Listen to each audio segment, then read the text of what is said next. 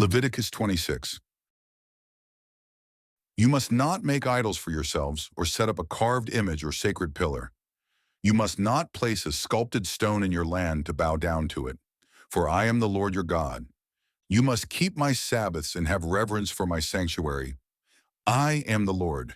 If you follow my statutes and carefully keep my commandments, I will give you rains in their season, and the land will yield its produce, and the trees of the field will bear their fruit. Your threshing will continue until the grape harvest, and the grape harvest will continue until sowing time. You will have your fill of food to eat and will dwell securely in your land. And I will give peace to the land, and you will lie down with nothing to fear. I will rid the land of dangerous animals, and no sword will pass through your land. You will pursue your enemies, and they will fall by the sword before you. 5 of you will pursue 100, and 100 of you will pursue 10,000, and your enemies will fall by the sword before you. I will turn toward you and make you fruitful and multiply you, and I will establish my covenant with you. You will still be eating the old supply of grain when you need to clear it out to make room for the new. And I will make my dwelling place among you, and my soul will not despise you. I will walk among you and be your God, and you will be my people. I am the Lord your God, who brought you out of the land of Egypt, so that you would no longer be slaves to the Egyptians. I broke the bars of your yoke and enabled you to walk in uprightness. If, however, you fail to obey me and to carry out all these commandments, and if you reject my statutes, despise my ordinances, and neglect to carry out all my commandments, and so break my covenant, then this is what I will do to you. I will bring upon you sudden terror, wasting disease and fever that will destroy your sight and drain your life. You will sow your seed in vain, because your enemies will eat it. And I will set my face against you, so that you will be defeated by your enemies. Those who hate you will rule over you, and you will flee when no one pursues you. And if after all this you will not obey me, I will proceed to punish you sevenfold for your sins. I will break down your stubborn pride and make your sky like iron, and your land like bronze, and your strength will be spent in vain. For your land will not yield its produce, and the trees of the land will not bear their fruit. If you walk in hostility toward me and refuse to obey me, I will multiply your plagues 7 times according to your sins.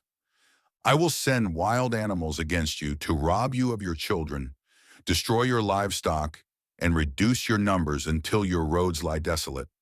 And if in spite of these things you do not accept my discipline, but continue to walk in hostility toward me, then I will act with hostility toward you, and I will strike you sevenfold for your sins. And I will bring a sword against you to execute the vengeance of the covenant. Though you withdraw into your cities, I will send a plague among you, and you will be delivered into the hand of the enemy. When I cut off your supply of bread, 10 women will bake your bread in a single oven and dole out your bread by weight, so that you will eat but not be satisfied. But if in spite of all this you do not obey me, but continue to walk in hostility toward me, then I will walk in fury against you, and I, even I, will punish you sevenfold for your sins. You will eat the flesh of your own sons and daughters. I will destroy your high places, cut down your incense altars, and heap your lifeless bodies on the lifeless remains of your idols. And my soul will despise you. I will reduce your cities to rubble and lay waste your sanctuaries, and I will refuse to smell the pleasing aroma of your sacrifices. And I will lay waste the land, so that your enemies who dwell in it will be appalled. But I will scatter you among the nations, and will draw out a sword after you, as your land becomes desolate, and your cities are laid waste. Then the land shall enjoy its Sabbaths all the days it lies desolate, while you are in the land of your enemies. At that time the land will rest and enjoy its Sabbaths. As long as it lies desolate, the land will have the rest it did not receive during the Sabbaths, when you lived in it. As for those of you who survive, I will send a faintness into their hearts in the lands of their enemies, so that even the sound of a wind-blown leaf will put them to flight, and they will flee as one flees the sword, and fall when no one pursues them. They will stumble over one another as before the sword, though no one is behind them. So you will not be able to stand against your enemies. You will perish among the nations, and the land of your enemies will consume you. Those of you who survive in the lands of your enemies will waste away in their iniquity and will decay in the sins of their fathers. But if they will confess their iniquity and that of their fathers in the unfaithfulness that they practiced against me, by which they have also walked in hostility toward me, and I acted with hostility toward them, and brought them into the land of their enemies, and if their uncircumcised hearts will be humbled and they will make amends for their iniquity, then I will remember my covenant with Jacob, and my covenant with Isaac, and my covenant with Abraham, and I will remember the land. For the land will be abandoned by them, and it will enjoy its Sabbaths by lying desolate without them. And they will pay the penalty for their iniquity, because they rejected my ordinances and abhorred my statutes. Yet in spite of this, when they are in the land of their enemies, I will not reject or despise them, so as to destroy them and break my covenant with them. For I am the Lord their God. But for their sake I will remember the covenant with their fathers, whom I brought out of the land of Egypt in the sight of the nations, that I might be their God. I am the Lord. These are the statutes, ordinances, and laws that the Lord established between himself and the Israelites through Moses on Mount Sinai. Leviticus 27. Then the Lord said to Moses, "Speak to the Israelites and say to them, when someone makes a special vow to the Lord involving the value of persons, if the valuation concerns a male from 20 to 60 years of age, then your valuation shall be 50 shekels of silver, according to the sanctuary shekel. Or if it is a female, then your valuation shall be 30 shekels. And if the person is from 5 to 20 years of age, then your valuation for the male shall be 20 shekels, and for the female 10 shekels. Now if the person is from 1 month to 5 years of age, then your valuation for the male shall be 5 shekels of silver, and for the female 3 shekels of silver.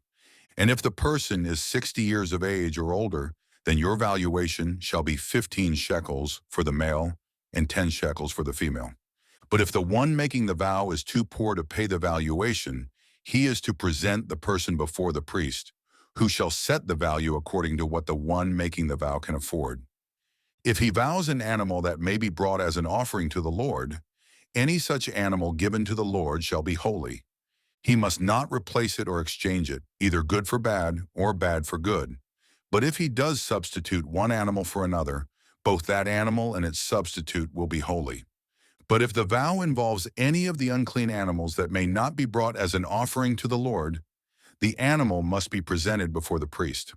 The priest shall set its value, whether high or low. As the priest values it, the price will be set. If, however, the owner decides to redeem the animal, he must add a fifth to its value. Now, if a man consecrates his house as holy to the Lord, then the priest shall value it either as good or bad. The price will stand just as the priest values it.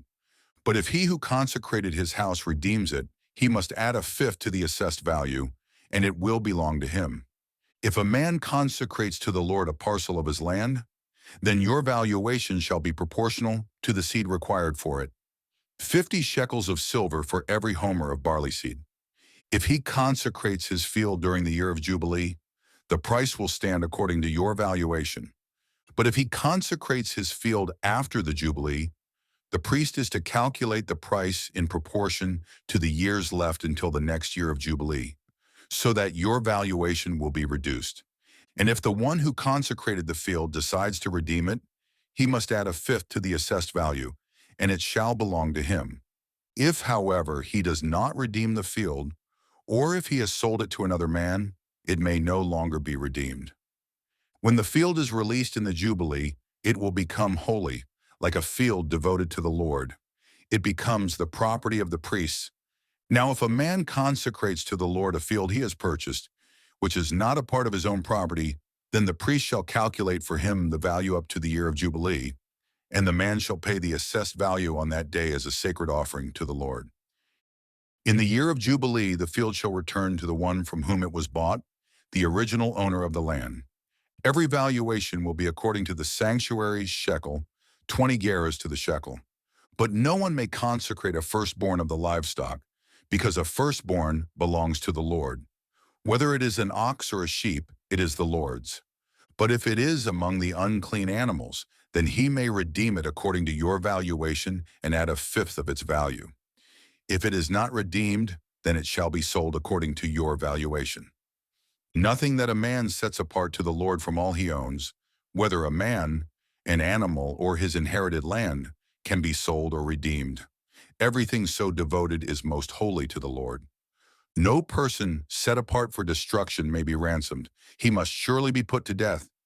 Thus any tithe from the land, whether from the seed of the land or the fruit of the trees, belongs to the Lord. It is holy to the Lord.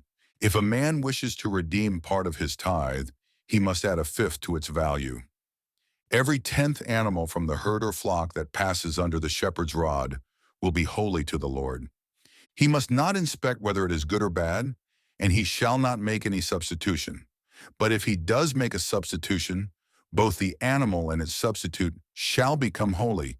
They cannot be redeemed. These are the commandments that the Lord gave to Moses for the Israelites on Mount Sinai. And with that, we bring today's reading to a close. May these sacred words dwell richly in your heart and guide your path in wisdom and truth. Until we meet again to continue our journey through the Holy Scriptures, may the Lord bless you and keep you. Go in His peace.